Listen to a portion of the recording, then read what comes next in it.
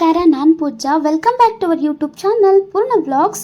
ನಾನಿವತ್ತು ಮನೆಯಲ್ಲಿ ಉಂಡೆ ರವೆನ ಮಾಡ್ತಾ ಇದ್ದೀನಿ, ಅಂದರೆ ರವೆ ಉಂಡೆ ಮಾಡ್ತಾ ಇದ್ದೀನಿ. ಇದನ್ನು ಮಾಡಲಿಕ್ಕೆ ಮೊದಲಿಗೆ 2 ಕಪ್ ಆಗೋಷ್ಟು ಬಾಂಬೆ ರವೆ ಅಥವಾ ಸೂಜಿ ರವೆ ಅಂತಾರೆ, ಅದನ್ನು ತೊಗೊಂಡಿದ್ದೀನಿ. ಹಾಗೆ 1 ಸ್ಪೂನಷ್ಟು ತುಪ್ಪನ ಹಾಕಿ ಈ ರೀತಿ ಹುರ್ಕೊಳ್ತಾ ಇದ್ದೀನಿ.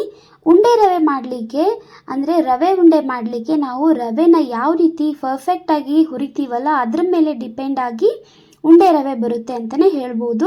ನಾವು ಮೊದಲಿಗೆ ರವೆನ ಕ್ಲೀನಾಗಿ ಹುರ್ಕೋಬೇಕು, ಅಂದರೆ ಸರಿಯಾಗಿ ಹುರ್ಕೊಳ್ಳೋದ್ರಿಂದ ರವೆ ಉಂಡೆ ತುಂಬ ಚೆನ್ನಾಗಿ ಬರುತ್ತೆ ಅಂತಲೇ ಹೇಳ್ಬೋದು. ಇದನ್ನು ಸ್ವಲ್ಪ ಮೀಡಿಯಮ್ ಫ್ಲೇಮಲ್ಲೇ ಇಟ್ಕೊಂಡು ಕ್ಲೀನಾಗಿ ಹುರ್ಕೊಳ್ಳಿ. ಹಾಗೆ ಕಲರ್ ಕೂಡ ಚೇಂಜ್ ಆಗುತ್ತೆ, ಆ ರೀತಿಯಾಗಿ ಹುರ್ಕೋಬೇಕು. ಇವಾಗ ನೋಡ್ತಾ ಇದ್ದೀರಲ್ಲ, ಪರ್ಫೆಕ್ಟಾಗಿ ಹುರ್ಕೊಂಡಿದ್ದೀನಿ ನಾನು. ಇದನ್ನು ಒಂದು ತಟ್ಟೆಗೆ ಸೈಡಲ್ಲಿ ಇಟ್ಕೊಳ್ತೀನಿ ಹಾಗೆ ಇನ್ನೊಂದು ಸ್ಪೂನಷ್ಟು ತುಪ್ಪನ ಹಾಕಿ ಡ್ರೈ ಫ್ರೂಟ್ಸ್ ಏನಿರುತ್ತೆ, ಅಂದರೆ ಗೋಡಂಬಿ, ದ್ರಾಕ್ಷಿ ಹಾಗೆ ಬಾದಾಮಿನ ಸಣ್ಣದಾಗಿ ಕಟ್ ಮಾಡಿಬಿಟ್ಟು ಈ ರೀತಿಯಾಗಿ ಹುರ್ಕೊಳ್ತಾ ಇದ್ದೀನಿ. ತುಪ್ಪದಲ್ಲಿ ಹುರ್ಕೊಂಡ್ಬಿಟ್ಟು ಇದನ್ನು ಕೂಡ ಸೈಡಿಗೆ ಎತ್ತಿಟ್ಕೊಳ್ತಾ ಇದ್ದೀನಿ.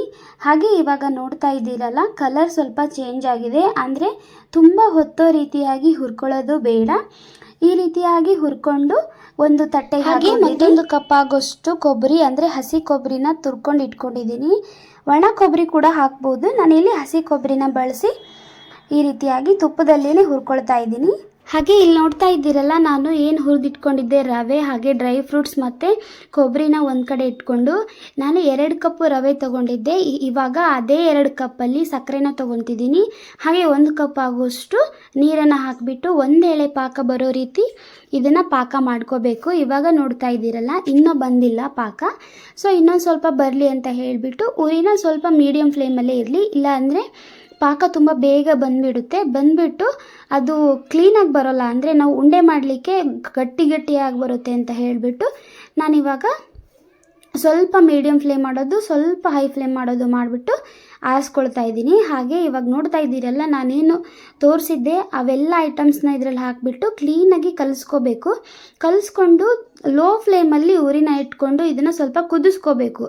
ಅಂದರೆ ಸ್ವಲ್ಪ ರವೆ ಇರುತ್ತಲ್ಲ, ಅದು ಸ್ವಲ್ಪ ಕರಗಿಬಿಟ್ಟು ಹಾಗೆ ಮೃದುವಾಗಿ ಬರುತ್ತೆ ಈ ರೀತಿ ಮಾಡ್ಕೊಳ್ಳೋದ್ರಿಂದ.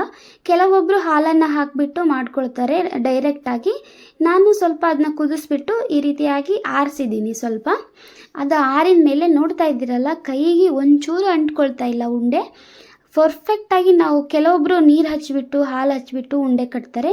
ಅದು ಮಾಡೋದ್ರಿಂದ ಮೇಲ್ಗಡೆ ಒಂಥರ ಬೂಸ್ಟ್ ಥರ ಬಂದಂಗೆ ಆಗಿಬಿಡುತ್ತೆ. ಹಾಗಾಗಿ ಆ ರೀತಿ ಮಾಡ್ಕೋಬಾರ್ದು. ಇದು ಸಾಂಪ್ರದಾಯಿಕ ಶೈಲಿಯಲ್ಲಿ ಮಾಡ್ಕೊಳ್ಳೋದ್ರಿಂದ ಉಂಡೆ ಕೂಡ ತುಂಬ ಚೆನ್ನಾಗಿರುತ್ತೆ. ಹಾಗೆ ತಿಂಗಳಾನುಗಂಟ್ಲೆ ಇಟ್ಕೊಂಡು ಕೂಡ ತಿನ್ಬೋದು.